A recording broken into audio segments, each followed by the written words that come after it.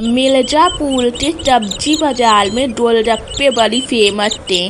पूरे बाजार में लगभग 9 से 10 दुकानें लगाई जाती थी।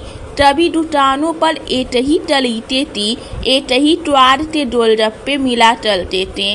इसी मिर्जापुर में प्रियांशु अपनी पत्नी प्रिया और अपने 2 बच्चों पवन और पिंकी के साथ रहा करता था। प्रियांशु के घर की हालत बहुत बेताल थी। बड़ी ही मुश्किल से उन बेचारों को 2 वक्त का खाना मिल पाता था। ऐसे ही एक दिन प्रियांशु अपने परिवार को बाजार घुमा रहा होता है, तभी पवन बोलता है, पापा आज हमें गोलगप्पे खिला दो, बहुत मन चल रहा है। हे भगवान, मेरे जेब में तो बस 10 रुपए हैं, इतने में तो मेरे बच्चे केवल गोलगप्पे का स्वाद ही ले पाएंगे। पापा क्या हुआ, बोलो ना, खिला दो ना गोलगप्पे।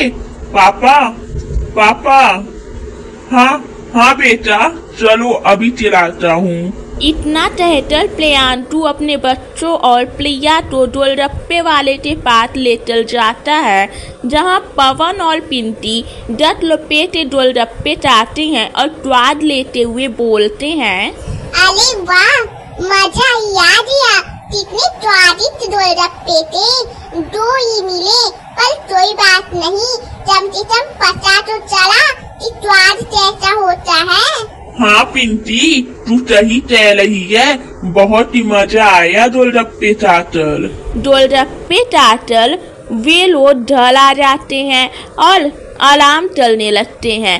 वक्त गुजरता जाता है और सब्जी बाजार के गोलगप्पे चाटल अब पवन और पिंकी को गोलगप्पे खाने की आदत लग गई थी, जिस वजह से वे प्रिया के गोलगप्पे खाने और बनाने की जिद करने लगते हैं।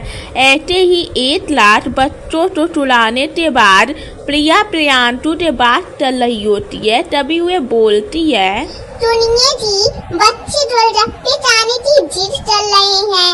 अब हमारे पास इतने पैसे तो है नहीं कि रोज रोज बच्चों को बाजार ले जाकर गोलगप्पे खिला कर आए। अब आप एक काम कीजिए, आप घर पर ही सामान लाकर दे दीजिए गोलगप्पे बनाने का, पानी मैं अपने आप बना लूंगी। ठीक है प्रिया, जैसा तुम चाहो, मैं कल तुम्हें थोड़ा बहुत सामान ला दूंगा, तुम बना लेना दोनों बच्चों के लिए गोलगप्पे।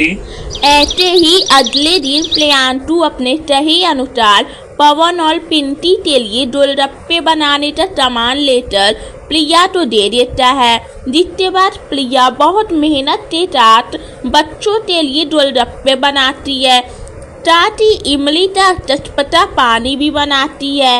इसके बाद वे पवन और पिंकी को आवाज लगाती है और बोलती है, बेटा देखो, तुम दोनों गोलगप्पे खाने की जिद कर रहे थे ना, इसलिए तुम्हारी माँ ने तुम दोनों के लिए इमली वाले गोलगप्पे बनाए हैं। जरा चाचल तो बताओ। सच में माँ, इमली वाले गोलगप्पे? ये सुनकर तो मुंह में पानी आ रहा है, मुझसे लूटा ही नहीं जा रहा है, जल्दी से दे दो। हाँ बेटा, चलो। इतना कहकर प्रिया जल्दी से अपने बच्चों को इमली वाले गोलगप्पे दे देती है। पवन और पिंकी स्वाद लेते हुए इमली वाले चटपटे गोलगप्पे का मजा लेते हैं। तभी वहाँ प्रियांशु आ जाता है और प्रिया लगे आज प्रियांशु को इमली वाले गोलगप्पे दे देती है और इमली वाले गोलगप्पे का स्वाद लेकर प्रियांशु बोलता है, अरे प्रिया, तुम तो बहुत छुपालू निकली, ये इमली वाले गोलगप्पे तो बहुत ही स्वादिष्ट हैं। सच में, मैंने 1-2 बार सब्जी बाजार वाले गोलगप्पे खाए हैं, उन सब का स्वाद ऐसा नहीं है जैसा तेरे इन इमली वाले चटपटे गोलगप्पे का है। वे सभी गोलगप्पे तो मीठे या फिर अलग स्वाद के होते हैं, पर इन गोलगप्पों का तो स्वाद बहुत ही अलग और अच्छा है। तुमने ये पानी कैसे बनाया? जी बहुत आसान था, मैंने घर में पली हुई इमली से ये पानी बनाया है। इस पानी को पीने से किसी भी प्रकार का नुकसान नहीं होगा और इसमें अल से बने हुए मसाले डाले हैं। इस पानी को पीने से किसी का नुकसान भी नहीं होगा और पेट भी साफ हो जाएगा, साथ ही गोलगप्पे का मजा भी मिल जाएगा। अरे वाह प्रिया, ये हुई ना मजे की बात। सच में इमली वाले गोलगप्पे की तो बात ही टुटौल है, बहुत ही अच्छा है। मेरे पास कुछ पैसे होते कि तुम्हारा एक इमली वाले गोलगप्पे का ठेला लगा देता, फिर तो ये सब्जी बाजार के और गोलगप्पे की तो कमाई बंद हो जानी थी। पार्क में बैठे हुए पवन और पिंकी अपने पापा की सारी बात सुनने के बाद तो सोचने लगते हैं। जिसके बाद पवन अपने दोस्त नील से ढल जाता है और उसके पापा लल्लन को सारी बात बताता है। जिसके बाद लल्लन पवन से कहता है, अरे बेटा, मेरा एक पुराना ठेला चला हुआ है, उसका थोड़ा मरम्मत चलवाना है, वे तुम्हारे माँ के काम आ जाएगी। बेटा, मुझे बहुत अच्छा लगा कि तुम दोनों भाई बहन अपनी माँ के बारे में इतना सोच रहे हो। भगवान चले तुम्हारी माँ की इमली वाले गोलगप्पे का बहुत नाम हो। लल्लन का धन्यवाद चलते पवन उससे ढल के पुराना ठेला लेकर आ जाता है। जिसके बाद पवन और पिंकी मिलकर उस ठेले को ठीक कर देते हैं और उसे एकदम नया बना देते हैं। फिर पवन और पिंकी ठेला लेकर प्रिया के पास जाते हैं। अरे बेटा, ये कितना ठेला ले आई हो, और बेटा इस ठेले के बड़ा तुम दोनों कौन सा खेल खेल रहे हो? माँ, ये ठेला हम खेलने के लिए नहीं लाए, बल्कि हम आपके लिए लाए हैं। अब आप सब्जी बाजार में इमली के गोलगप्पे का ठेला लगाओगे। देखना, आपके हाथ से इमली वाले गोलगप्पे ना सबको बहुत पसंद आएंगे, क्योंकि उनका स्वाद बहुत बहुत अच्छा है। अरे बेटा, ये तुम कैसी बातें चल रही हो? तुम दोनों भी ना इस बचपने में क्या क्या चल रही हो? बेटा, ये सब मैं नहीं चलूंगी। प्रिया इतना बोल ही रही होती है, तभी वहाँ प्रियांशु आ जाता है और बोलता है, अरे सही तो कह रही है पवन और पिंकी, तुम जरूर लगा सकती हो इमली के गोलगप्पे का ठेला। सही बोल रहे हैं बच्चे, तुम्हारे हाथ में बहुत ही ज्यादा स्वाद है। तुम्हारे आटो से बने इमली के गोलगप्पे बहुत ही अच्छे हैं। अगर तुम लोगों तक अपने इमली के गोलगप्पे का स्वाद पहुँचा दोगी तो हर कोई तुम्हारी इमली के गोलगप्पे का स्वाद भूल नहीं पाएगा।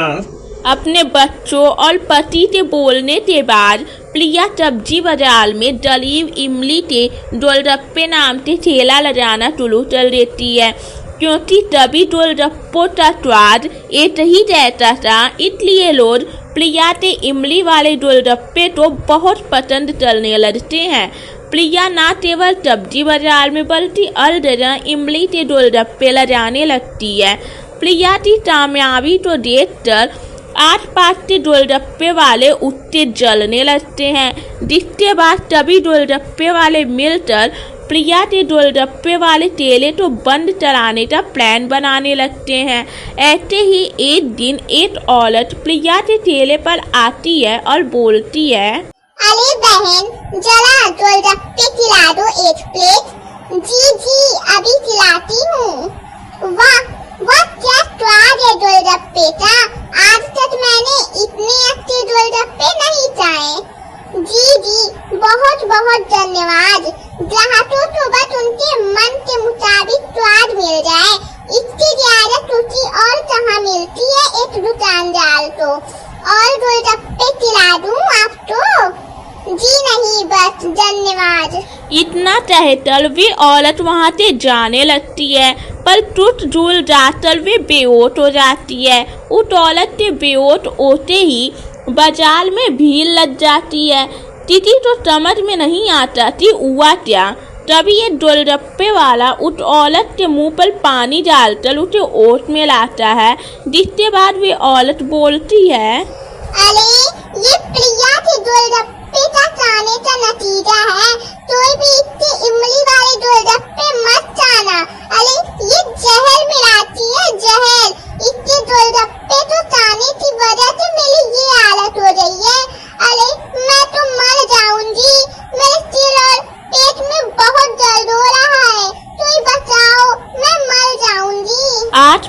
ये लोग उसे हॉस्पिटल में भर्ती करवाते हैं। जितने बार प्रिया के दलीप इमली गोलगप्पे वाली का नाम बदनाम हो जाता है। सारी घटना के बाद प्रिया के गोलगप्पे का ठेला एकदम बंद हो जाता है। अब कोई भी उससे इमली के गोलगप्पे नहीं खाता। ऐसे ही जब प्रिया शाम तो डर लौट रही होती है तब वे देखती है एक गोलगप्पे वाला जो सब्जी बाजार में अपना ठेला लगाता है, वे उस औरत को पैसे दे रहा था।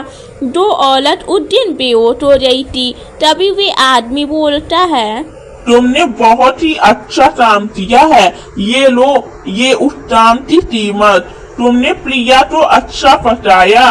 अब गोलगप्पे वालों का काम फिर से चलने लगा है।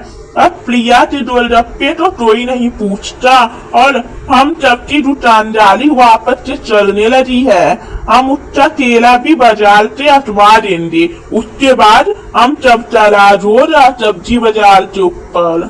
प्रिया तो तब समझ में आ जाता है कि जो हुआ वे तब एक प्लान था। उसके बाद प्रिया उस औरत का पीछा चलती है और उससे सारा सच बताती है। साथ ही उसे पुलिस से पकड़वाने की धमकी भी देती है। पुलिस का नाम सुनकर औरत डर जाती है और पुलिस को सारा सच बता देती है। जिसके बाद पुलिस वाला उस गोलगप्पे वाले को जेल में बंद कर देता है।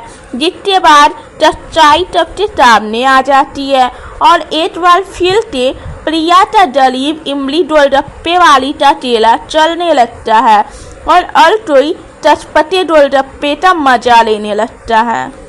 अनामिका मुंबई की रहने वाली थी, जो अपने कॉलेज के दौरान अनुपम नाम के एक लड़के से प्यार कर बैठी, क्योंकि उन दोनों के माता पिता उन दोनों के शादी के खिलाफ थे। इसलिए दोनों ने घर के बाद चल शादी करने का फैसला किया। शादी के बाद अनामिका और अनुपम की हालत बहुत खराब थी। अनुपम दिन रात मेहनत मजदूरी करता, तो वहीं अनामिका एक छोटा सा धोता था ठेला लगाती। ऐसे ही एक दोपहर अनामिका अनुपम को धोता देती है। तब अरे मैंने आपको कितना बार बोला है कि ये मेहनत मजदूरी वाला काम छोड़कर मेरे साथ काम करो, हम दोनों अच्छे पैसे कमाएंगे, पर तुम मेरी बात ही नहीं सुनते। देखो अनामिका, लोग इसके बारे में बात करना जरूरी है क्या? सिर्फ ठेले पर धोते बेच लेने से हमारा घर नहीं चलेगा और आगे जब हमारा बच्चा होगा तो उसके बारे में भी तो सोचना है। सिर्फ धोते से काम नहीं चलने वाला। अरे आप नाराज क्यों हो रही हैं? मैं तो बस बोल रही थी। ठीक है, तुम तो दो अच्छा लगे तुम वे काम करो, हम दोनों मिलकर पैसे जमा करेंगे। देखो अनामिका, मेरी बात समझो। मेरे कहने का वे मतलब नहीं था। तुम्हें अगर बुरा लगा तो उसके लिए माफ करना, लेकिन बस मैं ये चाहता हूँ कि मैं इतनी कमाई करूँ कि तुम्हें कमाने की जरूरत ना पड़े।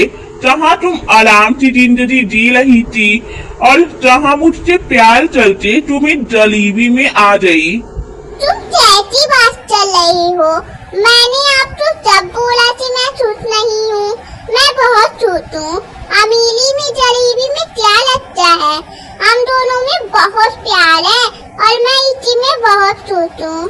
ऐसे ही दोनों आराम से बैठकर धोता चाहते हैं। वक्त गुजरता जाता है, दोनों का काम ठीक ठाक चलता है। ऐसे ही एक दिन बारिश का मौसम था। आज ना तो अनामिका काम पर गई थी और ना ही अनुपम को कोई काम मिला था।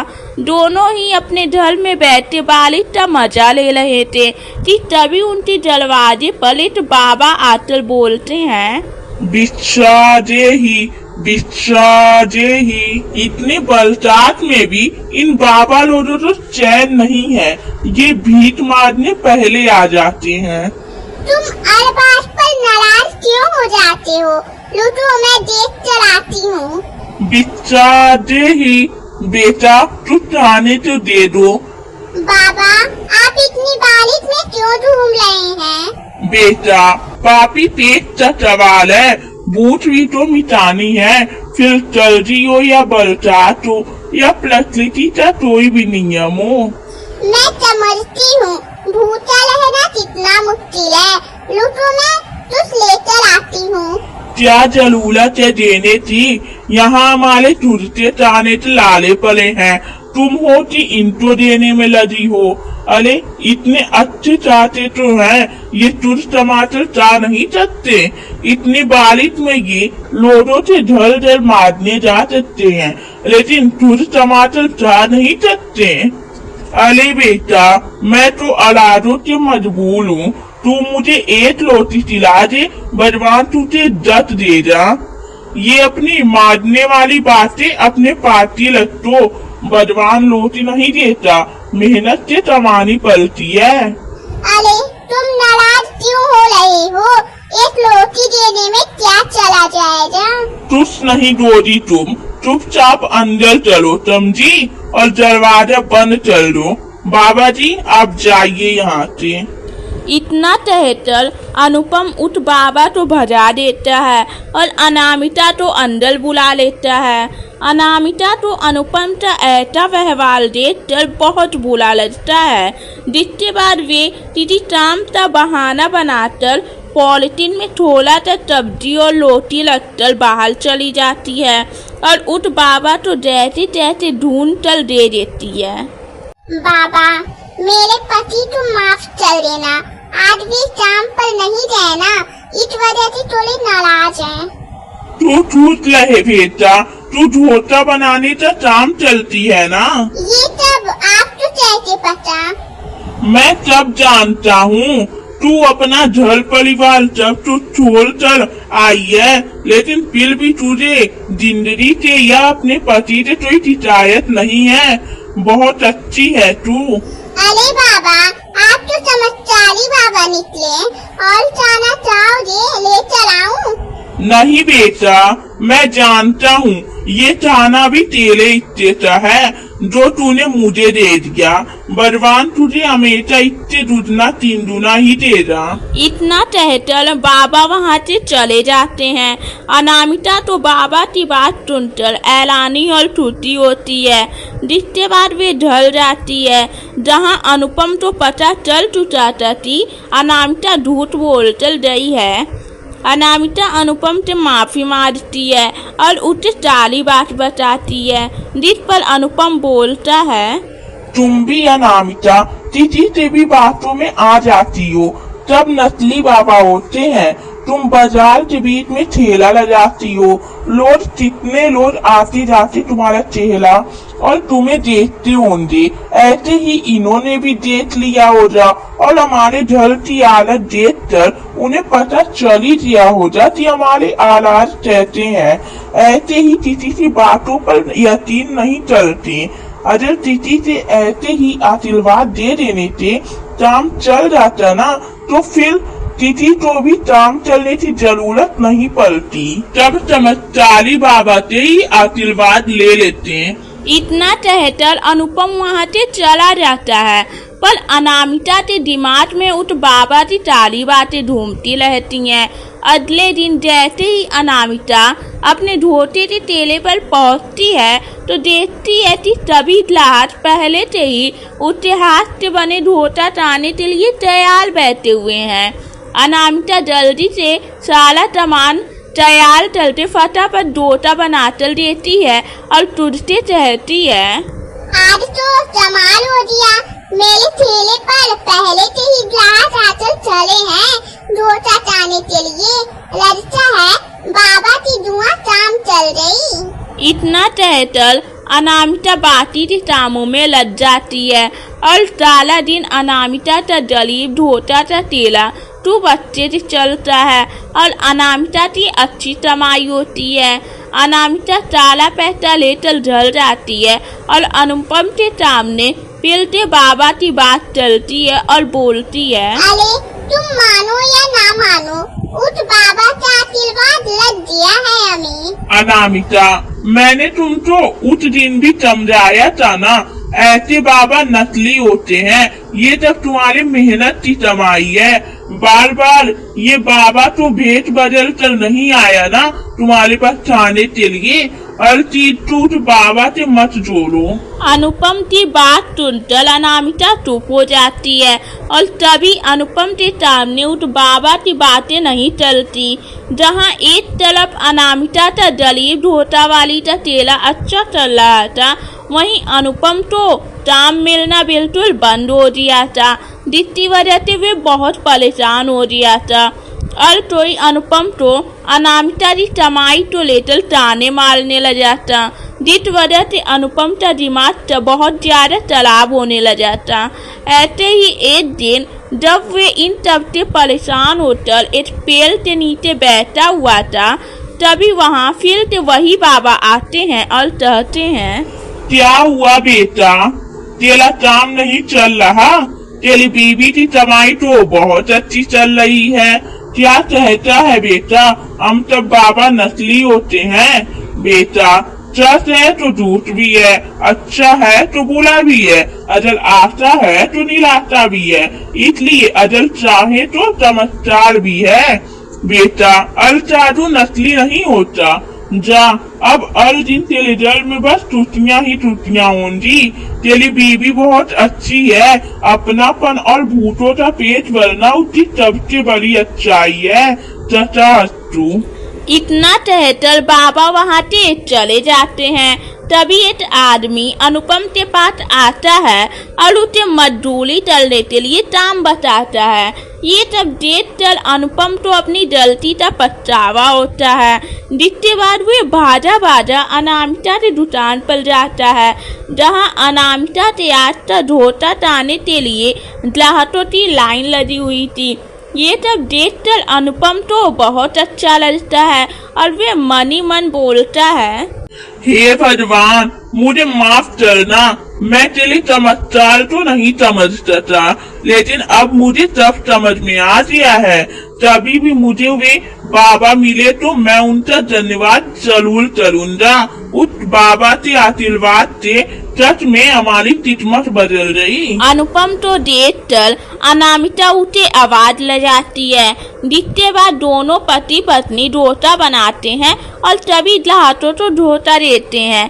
शाम तो दुकान बंद चलने के बाद दोनों घर जाते हैं और अनुपम अपने दिन बढ़ती हुई सारी बात अनामिका को बताता है। अरे तुमने देखा ना, मैं सच बोल रही थी, वे एक चमत्कारी बाबा है। उस बाबा के आशीर्वाद से धोता का दुकान बहुत अच्छा चल रहा है और देखो हमारी कमाई कितनी अच्छी भी हो रही है। अब तुम्हें भी काम मिल गया है। हाँ अनामिका, तुम सच कह रही हो, ये कोई चमत्कारी बाबा ही थे। और अब मैं मेहनत मजदूरी नहीं करूँगा, बल्कि मैं तुम्हारे साथ तुम्हारे धोते के दुकान पर तुम्हारी मदद किया करूँगा, क्योंकि उस बाबा ने मुझे तुम्हारे अच्छे कर्मों के लिए ही आशीर्वाद दिया है। तुम मेरे लिए बहुत लकी हो। इतना कहकर अनुपम अनामिका को गले लगा लेता है और अगले दिन दोनों पति पत्नी दलीप धोता वाली की दुकान पर काम चलने लगते हैं। उसी वक्त में दलीप धोते वाली का नाम बहुत फेमस हो जाता है। अब दोनों पति पत्नी के पास एक अच्छा ढल डाली पैसा सब कुछ था। दोनों ही पति पत्नी भगवान के साथ चतुर बाबा को भी धन्यवाद चलते हैं और अपनी जिंदगी में टूटी टूटी रहने लगते हैं।